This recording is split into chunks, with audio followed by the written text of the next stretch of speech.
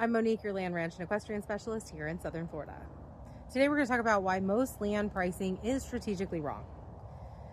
Let's talk about pricing, because most sellers are told one of two things. You're either priced too high or the market softened. And that's a bit of an oversimplification. We've had significant changes to our market over the course of the last 7 years. We came very, very high up in pricing during COVID, and now we're falling about the same rate over the course of the last 3 years. But chasing the market either up or down isn't a pricing strategy. Land pricing requires 4 layers of analysis.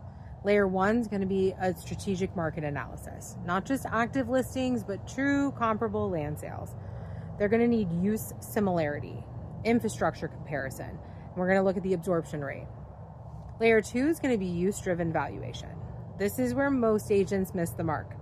Value is not acreage alone or structures alone. It's zoning flexibility, water rights, your soil capability, improvements, access quality, and income potential. 2 20-acre properties can have completely different valuations based on their function. Layer 3 is going to be buyer psychology. Who are we targeting? Is it investor buyers, lifestyle buyers, agricultural operators, conservation buyers, equestrian use? Each group evaluates value differently, and each group typically has a subsect of their group. So a reining trainer and a hunter jumper trainer are not going to look at a property the same way as a hobby rider or a hobby farmer.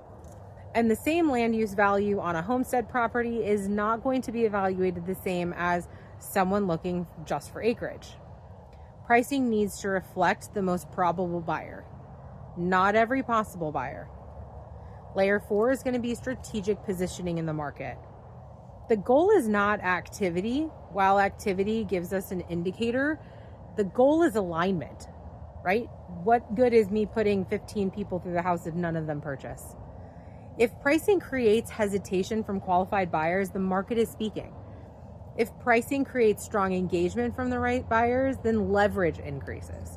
Clean negotiations follow, and pricing is not about optimism. It's about positioning strength. If your property lingered, it may not have been overpriced. It may just have been misaligned with how buyers actually evaluate the land. And it's my job to make that very clear.